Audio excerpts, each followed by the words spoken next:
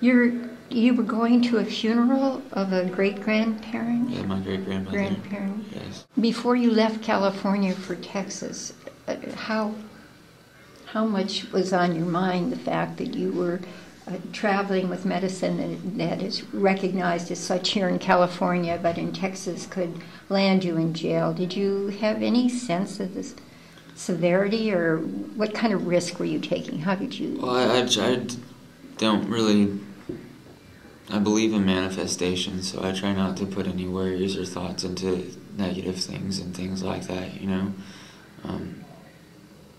So I wasn't really thinking, you know, that, you know, anything was like this was going to happen.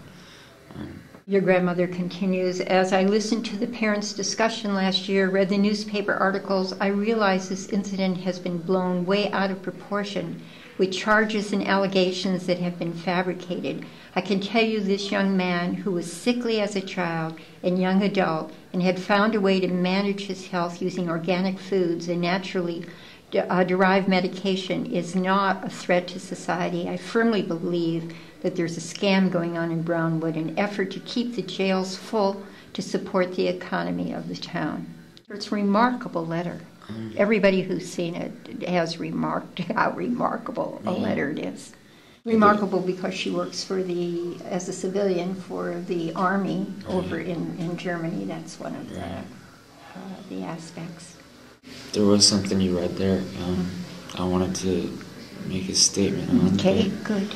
The amount of medicine that I had, my prescription or recommended 5 grams a day, and the amount that I had would have been, you know, I had a total of 21 grams. I had 14 grams of the cannabis concentrate, and I had 7 grams of you know, cannabis, equaling 21 grams.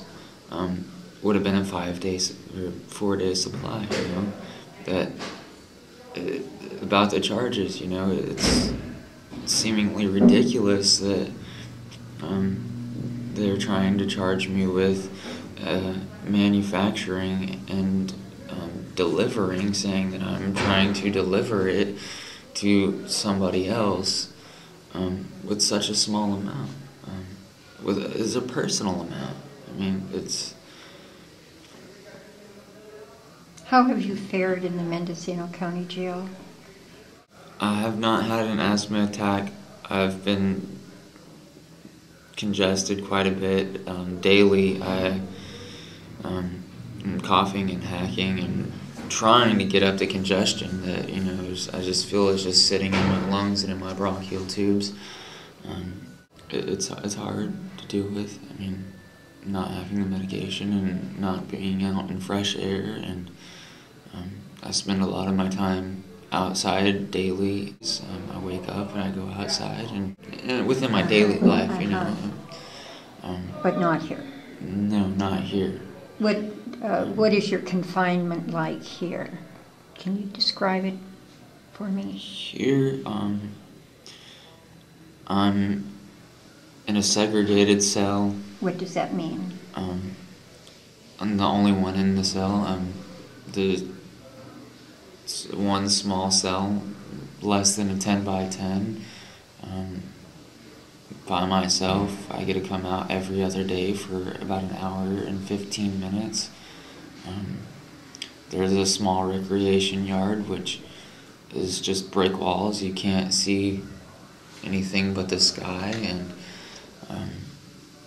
now that it's coming up on wintertime, it's getting cold, and the times that we do get out could be any hours of the night. I mean, any time of the day.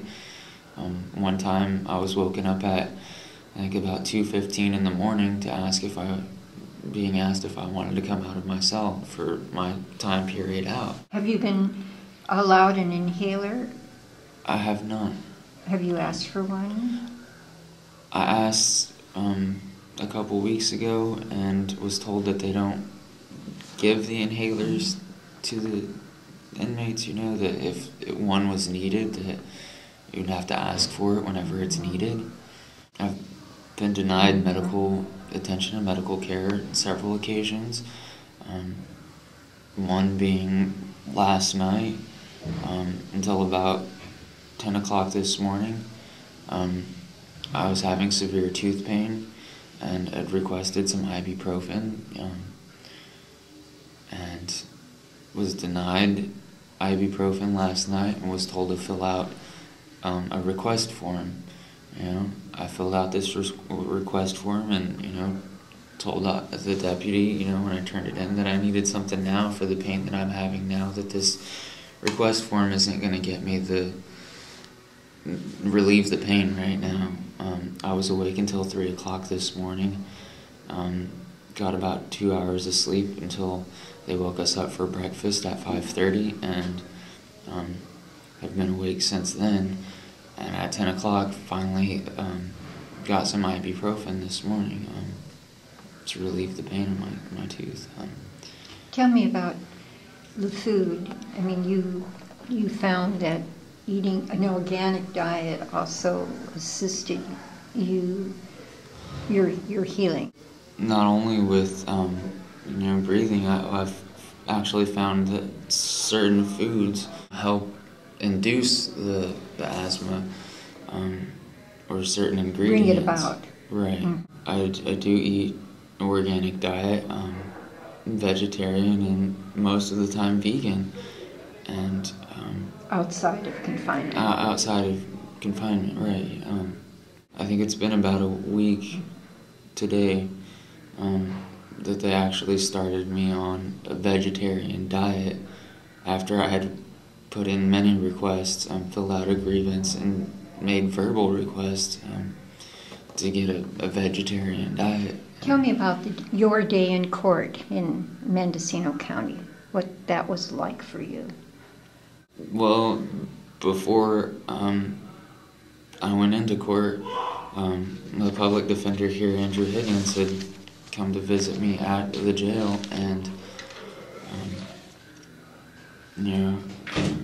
said that there wasn't much that he could do other than go to this identity hearing, and once that they were to prove that I am who Texas wants, then there isn't really anything that he can do.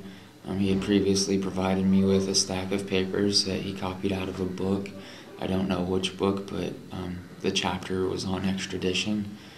I read this whole chapter on extradition, and I saw within the chapter many things that could be going on. Can you give me an example? Resisting extradition. In one of the chapters, it said that the best place to stop the extradition is at the source. So following that, it says contacting the district attorney in the demanding state, which as far as my knowledge, he didn't ever contact anybody.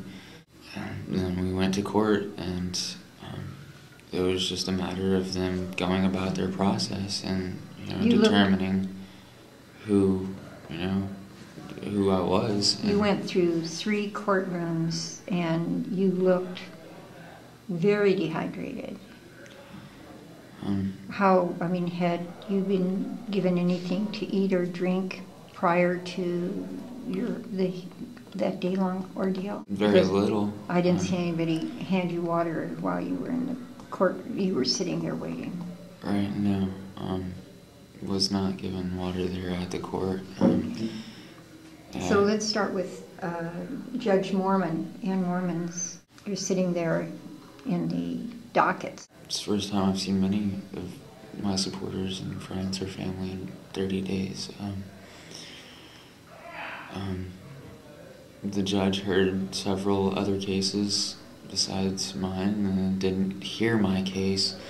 Instead, moved it to a different courtroom, to a different judge, which wasn't the first time that had happened. Previous to that, she had done the same thing. Did you feel that she didn't want to deal with the fact that a young Mendocino County man with 2 children was going to be extradited and face somewhere between 5 and 99 years for medicine? You're sent to the next courtroom, and what happens? there wasn't a judge in there when we got in there. We wait there for about 10 or 15 minutes until the judge finally does show up, and then we have a hearing. He was a retired judge, from what was said, a retired judge from Sonoma County. I felt, why am I having a retired judge who is not from this county, in this county, working on this case? Why was it not presented at, Mormon in her courtroom? At that point, were you in shock of some sort? I think I was in shock the whole day, even in Mormon's courtroom. Just the whole thing is... At one point, though, you stood up and said that you wanted a Marsted motion, and when you spoke up, maybe it was at that point, or you spoke up once again, a deputy crossed the room and put his hands on your shoulders and sat you down. What was he spent quite a while with his hand on your shoulder talking to you. What was that exchange? Very intimidating. He said that they didn't want me to stand up, to not speak, to let my public defender handle the case and speak for me. One thing that I've learned throughout all of these processes is that if you don't object to something, then you have nothing for an appeal. And I felt at that time what was being said and what was going on, I needed to stand up and object to something. And at that time when I did, I was immediately forced back into my seat by the deputy and was told not to get up, not to speak, let the public defender, handle it. The Marsted motion, though, is a motion to remove the person who is representing you for cause. Right. The people who had come to attend your hearing in support were removed from the room. What happened during that time? I explained to the judge that I felt that I wasn't being adequately defended, or, that Andrew Higgins was not doing the best that he could to defend me. And were you permitted to cite anything from those documents? I did not have the documents with me, so if I would have had the documents, I might have been able to, but he did ask, like what, could be done. And, I told him, I don't know exactly because I don't have these documents, and I'm not an attorney. I needed a different attorney who was going to work and do the things that, I could see in these documents that were provided to me to be done. You're recommending physician who is a cannabis specialist was there to address the judge about your medical condition, and he was not allowed to address the court. Do you want to reflect on that? What the judge said on that is that it's not the time or place, or it's not the proper hearing for, people to speak on my behalf.